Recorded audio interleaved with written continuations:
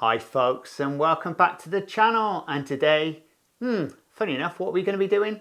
Yes, we're going to be doing mincemeat. Now I know it's a bit earlier in the year because Christmas is quite a while away. Depends on when you're watching this video. If you're watching it this summer, you're okay. If you're watching it just after Christmas, well, okay, sorry, it's gone. But that's okay. You can make mincemeat any time of the year, because the important part with mincemeat once it's been made up is the fact is that you're leaving it to mature long enough. So if we make it today, it'll be ready in 6 weeks time.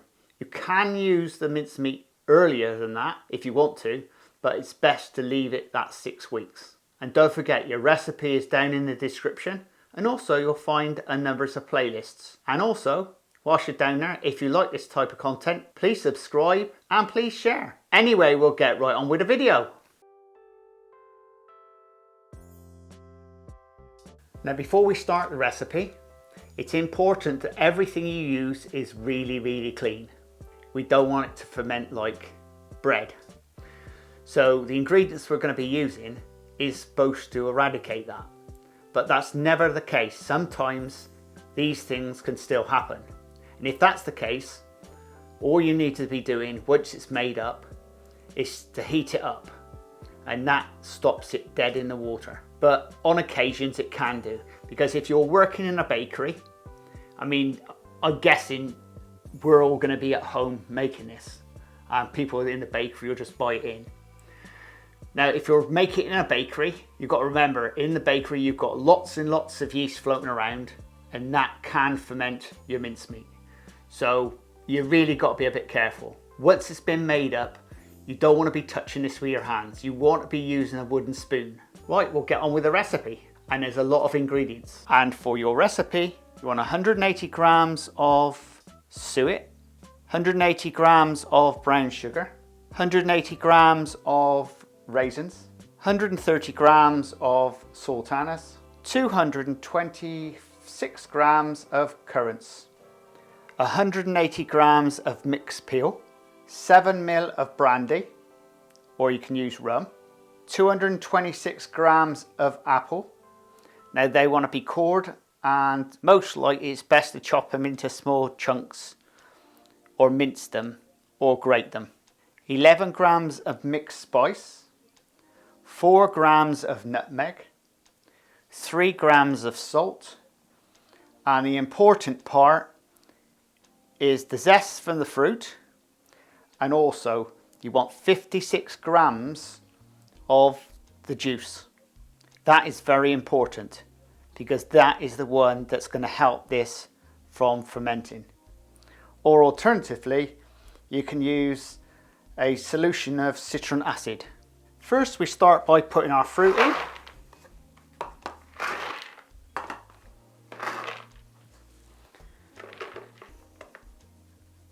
And give this a good stir around.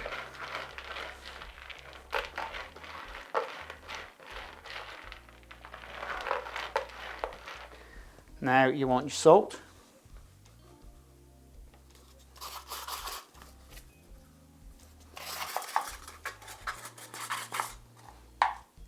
All the dry stuff, mixed spice, nutmeg. Get all the fruit covered with all those nice spices.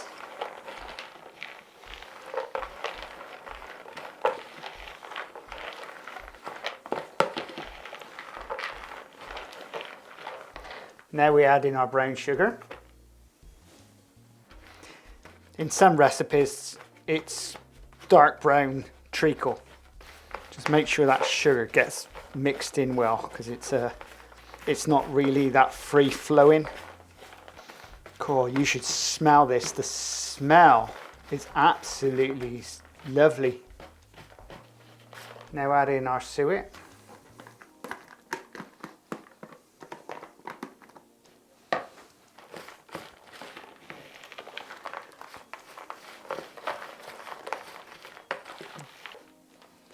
Now add in our apple. I've chopped this up in a machine, so it's all nice and chopped.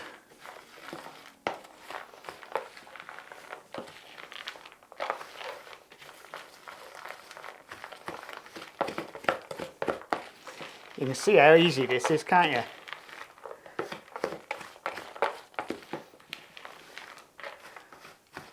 You can see the colour, it's already starting to go to mincemeat colour.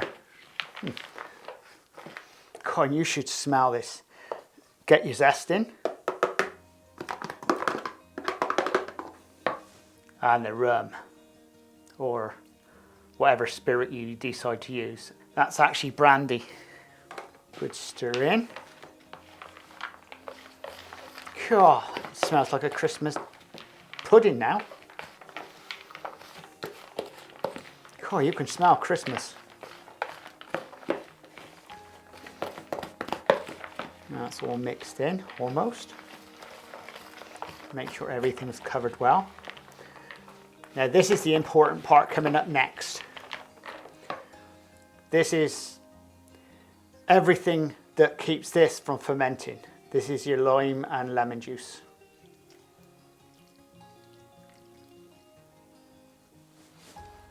And now we want to make sure that is all well covered.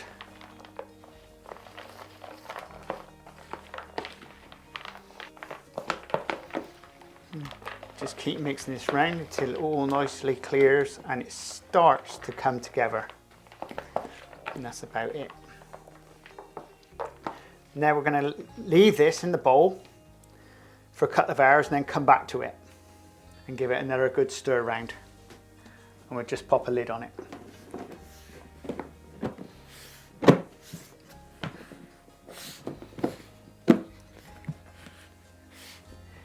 In the 1940s though, I don't think they had little containers like this.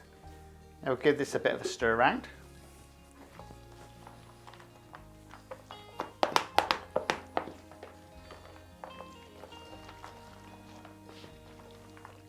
Right, we're going to leave this 24 hours.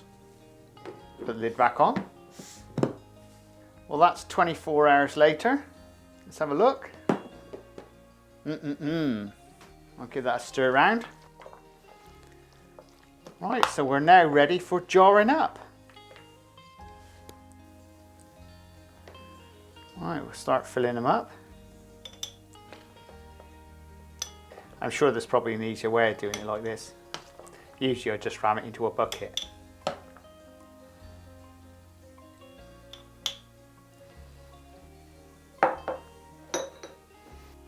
There's your mincemeat. It's as simple as that. Wasn't that nice and easy, folks? Yep. Now it's important for you to leave these in the jars for around about 6 weeks. That is where you're going to get the nice bit of a maturity from. And even so, you can leave them in the jars even longer than that. If you make them up now, you can use them in 12 months time or 3 years time, whichever the case may be. Because mincemeat is that type of product, barely goes off at all. And if you like this type of content, please subscribe and please share. And don't forget, your recipe is in the description below the video. And also while you're down there, you'll find a number of playlists which may interest you or not, whichever the case may be. And we'll see you again very shortly in the Crazy Baker kitchen on the Crazy Baker channel. Laters! This is the Crazy Baker channel. Baking. Lifestyle. Recipes. Reviews.